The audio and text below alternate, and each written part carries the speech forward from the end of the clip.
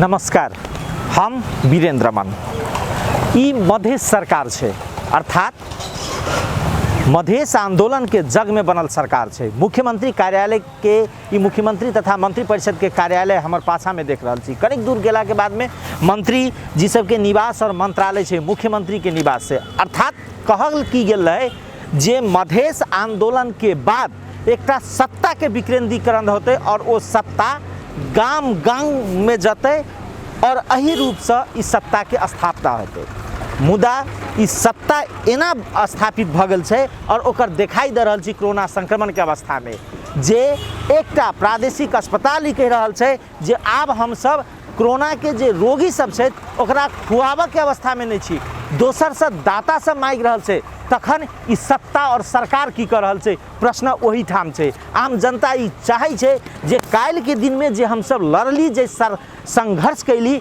जे सत्ता के अपना घर में लाबे के लेल ओ सत्ता और शक्ति किया निरीह भ गेल छे अवस्था, ई प्रश्न देवे के जवाब देवे के अवस्था छे।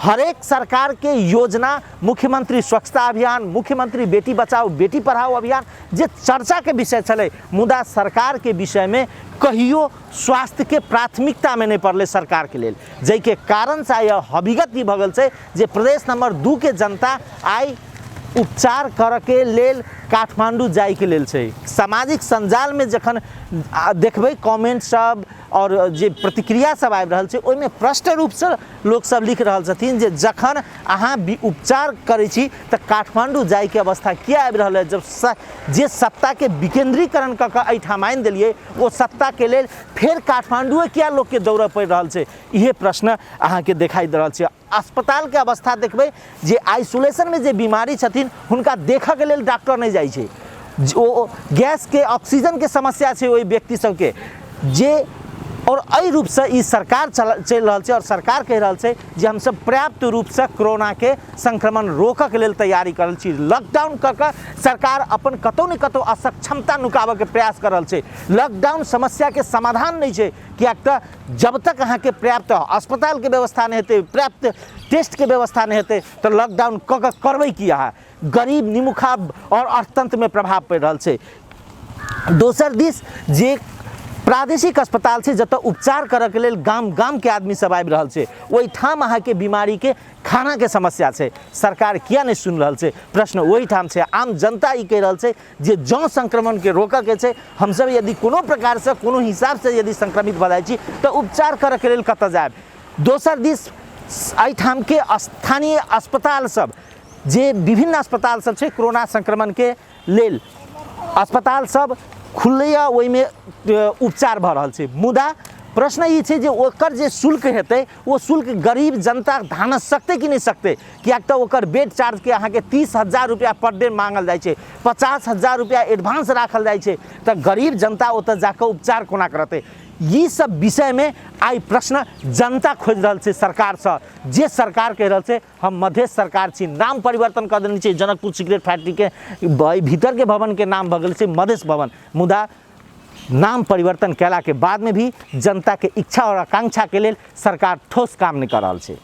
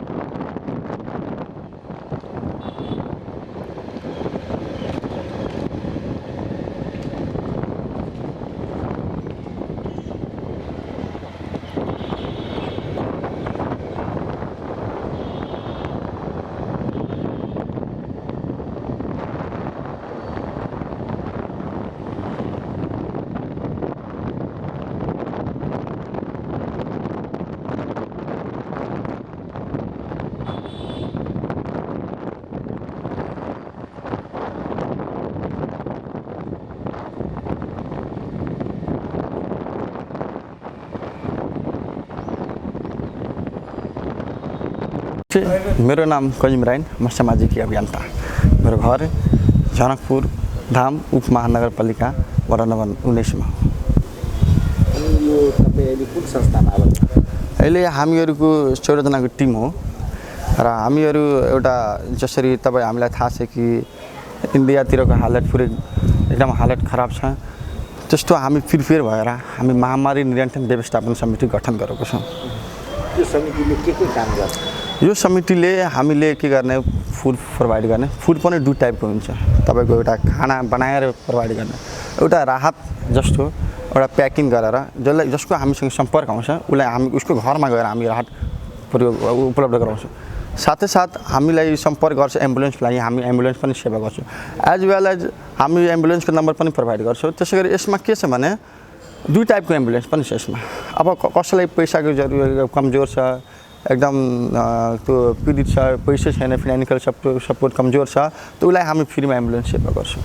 र जसलाई फाइनान्शियल सपोर्ट अलिकति छ उसलाई हामी नम्बर प्रोभाइड गर्छौँ। र डक्टर अनलाइन सर्भिस कोभिड-19 भनेर पनि हामी काम गर्दैछौँ। के गर्ने, घरमा गएर डक्टरले हामीलाई सम्पर्क गर्छ। डक्टरको घरमा गएर हाम्रो टिम जान्छ, 1-2 जना भिडियोग्राफी गरेर त्यो भिडियो सुट आउट गरेर, अथवा उहाँ डक्टरले आफ्नो अक्सिजनको बारेमा अथवा कोभिड-19 भाइरसको बारेमा अथवा जो कोभिड-19 सम्बन्धी जे बारेमा हुन्छ उहाँको हामीले के गर्छौँ, रिकर्ड गरेर भिडियो सुट गरेर भिडियो हाम्रो पेजमा अपलोड हुन्छ। मान्छेहरू के छ भने घरबाट त्यो पेजमा गएर निष्क्रिय उपचार पनि गर्न सकिन्छ। साथै साथ मेडिसिनको लागि पनि हामी उपलब्ध गराउँछौँ। कसैलाई मेडिसिन चाहियो भने मेडिसिन दिन्छौँ। त्यसपछि यसमा के छ भने कसैलाई ब्लडको समस्या हुन्छ, यो लकडाउनमा अब मान्छेहरू बाहिर निस्किँदैन, धेरै गाह्रो हुन्छ, धेरैलाई डर लाग्छ। त्यही भएर हामीहरू आफ्नै साथीभाइहरू जति छ सबलाई मिलेर मैले ब्लड ग्रुप लिस्ट बनाएको छु। कसैलाई ब्लडको समस्या भयो भने हामी ब्लड उपलब्ध गराउँछौँ। यति हाम्रो काम छ। अनि जस्तो त अहिले यो सामानहरूको अवस्था छ हैन, अभाव भइरहेको छ, अनि त्यो तपाईहरु कहाँबाट र कसरी म्यानेज गर्नुहुन्छ? सुरुमा हामी त आफै पकेटबाट नै खर्च गर्दैछौँ। हामी साथीहरू पहिला 15 जनाको टिम बनाए, 13-14 जनाको 15 जनाको टिम बनाए। त्यसबाट के छ भने हाम्रो साथीहरू आफूबाट सुरुवात गर्यो। कसैले 500 रुपैयाँ दियो, कसैले 1000 रुपैयाँ दियो, कसैले 200 रुपैयाँ दियो। त्यति कलेक्सन गरेर हामी सुरुवात गरिदिए। सुरुवात गर्न बित्तिकै हामीहरूको अलिकति बाहिरबाट जनकपुरभरि हैन सामाजिक अभियन्ता लगायत हाम्रो के अरे एउटा हिजो पनि उहाँले एसके सरले कवि हस्पिटलले पनि हामीहरूलाई टिमको लागि जिम्मेवारी कुनै कसैलाई कोरोना इन्फेक्सन भयो भने उसको लागि हामी जिम्मा लिन्छौँ भनेर त्यो यसो सहयोग त आउँदै रहन्छ हाम्रो समाजबाट। अनि यो सामानहरूमा के डिस्ट्रिब्युट जसरी मास्कहरू तपाईँ बाँड्नुहुन्छ? हामीले के गरे, हामीले विभिन्न ठाउँमा लोकल एरियाहरूमा मास्क सेनिटाइजर अथवा सेनिटरी प्याडहरू डिस्ट्रिब्युट गरे। त्यसै गरी त्यसमा के छ भने हाम्रो टिमलाई नै हामी के गरे, टिम पनि हाम्रो टिम हरेक गाउँको हुन्छ। त्यो गाउँको मान्छे या टिमहरूलाई हामीले जिम्मा दिएर आधी डिभाइड गरेर सब आफ्नो टिमले के गर्छ, आफ्नो गाउँमा गएर मास्क सेनिटाइजर जे हुन्छ त्यो डिस्ट्रिब्युट गर्ने काम गर्छ। कतिवटा बाँड्नुभयो यो मास्क सेनिटाइजर? लगभग अहिलेसम्म हामीले 2000 जति मास्क डिस्ट्रिब्युट गरिसके, सेनिटाइजर पनि। त्यसपछि तपाईँको सेनिटरी प्याड बढीभन्दा बढी अहिले 200 हामी डिस्ट्रिब्युट गरेको छु। त्यसपछि अहिले हाम्रो खानाको प्लानिङ छ, खानाको प्रोसेस हुँदैछ। खाना के गर्नु, कस्तो खाना कहाँ? खाना अब हेर्नु कस्तो समस्या आउँछ हामीसँग हैन, राहतको सम्पर्क आउँछ भने हामी राहत उपलब्ध गराउँछौँ। अथवा हामी के गर्ने, हस्पिटलको गेटनिर गएर खाना उपलब्ध गराउन। किनभने त्यो हस्पिटलको एरिया जुन हुन्छ एरिया हैन वरिपरि हुन्छ, त्यो वरिपरिको साइडमा जति पसलहरू अनि अथवा तपाईँको होटलहरू बन्द रहन्छ के लकडाउनमा। अनि मान्छेहरू बाहिरबाट बिरामी लिएर आउँछन्, सँगै परिवार पनि आउँछ उसँगै। तर कहिले काहीँ के म हेरेको छु, मैले आफ्नो आँखाले हेरेको छु कि धेरैलाई खानु धेरै गाह्रो हुन्छ कि लकडाउनको बेला हस्पिटलमा आउँछन् अनि 2-3 दिन मान्छे भक्कै बस्छ क्या। अनि हामी के गर्नु, हरेक ठाउँ हस्पिटलको गेटनिर गएर हामी खाना उपलब्ध गराउनु, प्याकेट खाना उपलब्ध गराउनु। मतलब त्यो निजी जसरी मान्छेले आयो हैन जो उपचार गराउनु कि निजीमा कि सरकारीमा मात्र? हैन, यो त सबैको हो। यो तपाईँको के छ भने कसैको यो अन्दरमा चल्ने पनि हैन, अथवा कसैले भने पनि हामीले गर्दैन। हामी आफै टिमले निर्णय के गर्छौँ त्यो निर्णय हिसाबले हामी काम गर्छौँ। अहिले जसरी तपाईको गाउँमा बढी मात्रामा संक्रमण हजुर अवस्था छ, हजुर शहरभन्दा पनि हजुर अनि गाउँमा बढी देखिएको छ त्यो गाउँमा फैल्नुको जनचेतना अभाव भन्छ त्यसलाई जनचेतना जगाउनको निमित्त तपाईँहरू के गर्दै हुनुहुन्छ हेर्नु पहिला हामी टिमहरूले के गरेँ सिडिओ साहेबसँग भेटघाट गरेँ हाम्रो ढुन्साको सिडिओ साहेबसँग भेटघाट गरेँ सिडिओ साहेबले भन्यो बाबु पहिला 3 दिन तिमीहरू वेट गर 3-4 दिन वेट गरेर 3-4 दिन पहिला लकडाउनलाई सफल बनाऊ र हामी त्यहाँबाट बिदा भएपछि त्यसपछि हामीसँग तुरुन्तै सम्पर्क आउन थाल्यो कि गाउँबाट कि सर यहाँ बजार लाग्दैछ सर यहाँ एकदम गाह्रो छ हाम्रो गाउँमा तपाईँ आएर के जनसूचना कार्यक्रम अथवा कुनै अवेरनेस गरिदिनु भनेर हामीसँग सम्पर्क पनि आएको थियो अनि त्यसपछि हामी टिमले मिटिङ गरेपछि बैठक गरेपछि त्यसपछि हामीले अगाडि बढे सबै टिमलाई लिएर त्यसपछि के गरे हामी पनि आफू सुरक्षित भएर आफू ग्लोभ्स लगाएर मास्क लगाएर हैन त्यसपछि हामी गाउँमा गएर लोकल एरियाहरुमा गएर हामी मास्क सेनिटाइजर डिस्ट्रिब्युट गरे हाम्रो के छ भने हाम्रो पनि जीवन अरूको पनि जीवनै हो त्यही भएर हामीहरु अहिले लकडाउनको लागि कसरी लकडाउन साथै लकडाउनलाई पनि सक्सेसफुल गरी कुनै मान्छेलाई समस्या नहोस् त्यसको लागि हामी पीसीएम हाम्रो जेले पनि दिइरहन्छ कति जना तपाईहरु त्यस्तो फिल्डमा खट्नुहुन्छ अहिले लगभग 14 जना हाम्रो 14 जना टिम छ त्यो टिमले के गर्छ हामी हरेक आफ्नो आफ्नो पार्टलाई डिभाइड गरेर जिम्मा लिएर आफ्नो काम गर्दैछ कस्तो पार्ट हजुर कस्तो पार्ट विभाजन गर्ने एम्बुलेन्सको जिम्मा 3 जनालाई दिएको छु फुडको जिम्मा 3 जनालाई दिएको छु त्यसपछि तपाईको बोलेरोको जिम्मा 3 जनालाई दिएको छु खानाको लागि 3 जनालाई जिम्मा यसरी गरेर हाम्रो टिम डिभाइड भएको छ सबजना आफ्नो आफ्नो टिमले हैन टिममा के खतम भयो टिममा के ल्याउनु पर्छ आफ्नो आफ्नो जिम्मेवारी गरिरहेछ भन्नाले जसरी तपाईको टिम छ नि त्यो टिमले छुट्टै काम गर्यो एम्बुलेन्स चाहियो भने त्यो टिमलाई फोन गर्नु हामी एम्बुलेन्स प्रोभाइड गर्छौं पनि हामीसँग सम्पर्क आयो भने एम्बुलेन्सको त हामी पहिला सोध्छौं कि तपाईको फाइनान्शियल सपोर्ट कस्तो छ तपाईको कस्तो एम्बुलेन्स चाहनुहुन्छ सेवा एम्बुलेन्स चाहनुहुन्छ अथवा तपाईले म आफ्नो मनको भित्रबाट तपाईँ अथवा एम्बुलेन्स मान्छेलाई पैसा दिन सक्नुहुन्छ त्यो आधारमा हामीले एम्बुलेन्स प्रोभाइड गर्छौं इफ उहाँले दिन सकेन भने हामी अर्को एम्बुलेन्स प्रोभाइड गर्छौं जुन हाम्रो एउटा पर्सनली एम्बुलेन्स छ पर्सनली हैन कहीबाट हामी सपोर्ट गरेर हैन एउटा एम्बुलेन्स फ्रीमा हामी सर्भिस गर्छौं र कसलाई फाइनान्शियल सपोर्ट कसलाई पैसा छ भने पैसाबाट हामी जान सकिन्छ हैन त हामी के गर्ने पैसावाला पनि एम्बुलेन्स प्रोभाइड गरिदिन्छौं त्यसपछि जनकपुरमा हामी हस्पिटलसँग कोर्डिनेट गर्दैछौं हस्पिटलमा यो जनकपुर हस्पिटलमा हामीसँग अगर कसै कोभिड-19 पेशेन्टलाई बेड भेटाएन जनरल बेड भेटाएन आइसोलेसन बेड भेटाएन अथवा तपाईको एनआईसी बेड भेटाएन भने हामी के गर्छौं भने अर्को ठाउँबाट पनि कोर्डिनेसन गरेर हामी यहाँको बिरामीलाई अर्को ठाउँ पनि पठाउँदै गर्छौं मतलब अर्को ठाउँको हस्पिटलसँग पनि तपाईको कोर्डिनेसन छ एकदम के छ भने नेपालभरि हाम्रो एउटा कनेक्सन छ नेटवर्किङ छ जसरी काठमाडौँमा हाम्रो टिमहरु छन् त्यो टिमहरुसँग कनेक्सन गरेर हैन यहाँ भएन भने हामी काठमाडौँ पठाउँछौं काठमाडौँ जसरी पनि हामी बेड जनरल बेड कुन बेड चाहिन्छ हामीले त्यहाँ उपलब्ध गराउँछौं आज चितवन विराटनगर धरान यहाँसम्म तर काठमाडौँहरुमा विभिन्न अस्पतालहरुमा अक्सिजनको अभाव छ बेड पाइरहेछ यो समस्या छ त्यो त्यसको लागि पनि हामीले पहल गरेको छु त्यसको लागि पनि हाम्रो फेसबुक माध्यम हैन हाम्रो साथीहरु छन् केही साथीहरु छन् काठमाडौँमा अक्सिजनको लागि पनि काम गर्दै छन् कसैलाई अक्सिजन चाहियो भने हामी अक्सिजन पनि उपलब्ध गराइदिन्छौं त्यहाँ जसरी तपाईहरुलाई सम्पर्क गर्नु पर्यो भने कुन नम्बरमा सम्पर्क गर्नु 98 हामीसँग दुईटा नम्बर छ त हामी अहिले 9823738765 त्यसपछि 9801631695 यो दुईटा नम्बरमा तपाईहरु सम्पर्क गर्नु हामी तपाईहरुसँग छौं यो महामारीको अवस्था एकदम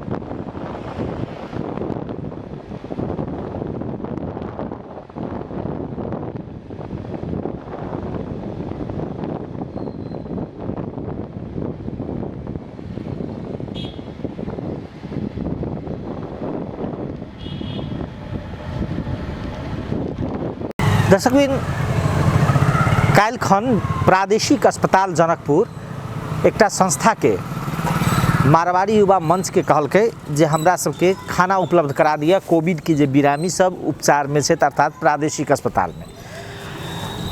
तै के बाद व्यापक सरकार के आलोचना भेलै जे सरकार जखन बिरामी के एकटा खाना नहीं दे सके ई सरकार उपचार की कर सके। तै के बाद आई भोरे भोर मुख्यमंत्री के कार्यालय से एकटा स्पष्टीकरण आयल छै ओहि पत्र के संबंध में। ओ जे काल जे पत्र सामाजिक संजाल में एकटा भाइरल भेलै तै के बाद मुख्यमंत्री कार्यालय के एकटा स्पष्टीकरण आयल छै।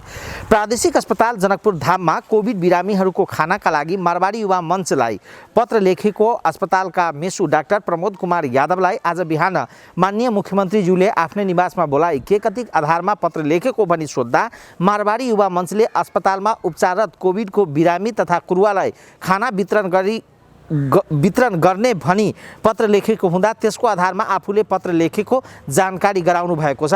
अस्पतालका बिरामीहरूको खानाको शीर्षकमा अझै 15 लाख रकम बाँकी रहेको र थप आवश्यक पर्ने रकम समेत प्रदेश सरकारले उपलब्ध गराउने तथा उपचारमा कुनै समस्या हुन नदिने भने माननीय मुख्यमन्त्रीज्यूले प्रष्ट निर्देशन दिनुभएको छ भनेर कहिक यी एकटा पत्र सार्वजनिक भेल छै। मुद्दा प्रश्न यी छै जे जखन मुख्यमंत्री कार्यालय कह रहा है 15 लाख रुपया खर्च बाकी है खाना के तखन वो किया आग्रह कल गेली दोसर संस्था के जे हमरा खाना खुआ दिया। वो पत्र के बेहोरा से देखियो पत्र के बेहोरा में कहल गेल खाना उपलब्ध कराई दिने संबंध में मारवाड़ी युवा मंच उपयुक्त संबंध में यस अस्पताल अंतर्गत संचालित कोविड-19 विशेष अस्पताल में भर्ना भए रहेका कोविड बिरामी का लागि खाना व्यवस्था मिलाइदिन हुन अनुरोध छ। अर्थात प्रादेशिक अस्पताल अनुरोध कर रहा है एक संस्था के जे खाना खुआ दिया, लेकिन सरकार कह रहा है हमरा सबके पास में पैसा के कोनो प्रकार के अभाव नहीं है। मुदा फिर एकटा प्रश्न ये अबै छै जे सरकार एते निरीह किया भ गेल छै जब पैसा छै सरकार के पास में तो उपचार क्या नहीं कर रहा है। दोसर दिस कह रहा है कोनो प्रकार के बिरामी के उपचार में समस्या नहीं हेतै, मुदा आईसीयू इमरजेंसी में जे कोविड के बिरामी सब भरना है ओकरा सबके समस्या दिखाई दे रहा है। अर्थात कतौ नहीं कतौ या तो कि तो सरकार के तैयारी अपूर्ण है पूरा नहीं है या दोसर दिस सरकार ढीला सुस्ती कर रहा है। सरकारी संयंत्र ई महामारी में ढीला सुस्ती कर रहा है और चाह रहा है जे अही रूप से महामारी बढ़ले तैयो ठीक लॉकडाउन हम सब बढ़बैत रहब अपन कमजोरी सबके छुपाबैत रहब। दर्शकबिन यदि प्रादेशिक अस्पताल अगर प्रत्येक दिन कोरोना के अपडेट संबंधी या बिरामी के अवस्था संबंधी यदि प्रेस रिलीज जारी करे वो अपन समस्या सबके विषय में यदि प्रेस रिलीज जारी करे तो आम जनता में कन्फ्यूजन के अवस्था नहीं रहते। आई जय रूप से प्रादेशिक अस्पताल जे भाषा के बात करबे तो भाषा जे जई हिसाब से पत्र पठबे वैसे एक कन्फ्यूजन के अवस्था आम जनता में सृजना भ रहा है। दोसर जब सरकार के प्रदेश सरकार के सामाजिक संजाल में आलोचना भेलै तै के बाद अस्पताल के आलोचना भेलै तब एकटा प्रेस रिलीज जारी कर रहा है जनकपुर प्रादेशिक अस्पताल। वो कह रहा है जे अन्य जे विषय वस्तु है खाना के ओई के खंडन करते करते एकटा चीज की रही है जे प्रादेशिक अस्पताल जनकपुर धाम में संचालित कोविड अस्पताल में हाल 18वटा भेन्टिलेटर 25वटा बेड एसडीयू सहित 63 बेड संचालन में रहेको हुँदा उपचार में कुनै समस्या न रहने प्रतिबद्धता व्यक्त गर्दछु। तथापि बिरामी के अवस्था क्या एहन समस्या भए रहल छै, क्या चिंतन योग्य ई विषय भऽ रहल छै, क्या समस्या भऽ रहल छै बिरामी के और देखे वाला क्या नहीं कोई छै। राज्य के निकाय के निष्क्रियता छै, केवल भेंटिलेटर कीन क केवल पीसीआर मशीन कीन क राखल गेल छै, थनकायल गेल छै। वर्षों महोत्तरी में एकटा व्यक्ति के मृत्यु भ जाय छै एहि कारण से भ जाय छै जे भेंटिलेटर प्रयोग में रहे छै। त केवल सरकार या सरकारी संयंत्र केवल विज्ञप्ति जारी कर अपना पर के लागल आरोप के खंडन कर मात्रे जो देखावर चाह रहल छै ई महामारी से पंछ के अवस्था नहीं छै। राज्य के जिम्मेवार निकाय सबके सोचा पड़ते जे हम सब कोन हिसाब से सेवा दे रहल छी। ई अवस्था संक्रमणकालीन अवस्था अर्थात एक संकट के अवस्था में देखबे एक प्रकार से तो स्वास्थ्य के अवस्था में ई समस्या में निदान करे के जरूरी है जे समस्या सबके देखल गेल छै। दोसर विषय यदि प्रादेशिक अस्पताल अपन प्रत्येक दिन यदि एकटा बुलेटिन साँझ में जारी करे छै बिरामी सबके अवस्था में जारी करे छै ओकर सरसामान के दुरुस्ता के विषय में जारी करे छै तो आम जनता के बीच में जे एकटा कन्फ्यूजन भ्रम रहते वो निवारण भते। कम से कम एहि दिस सरकार के ध्यान देना जरूरी है।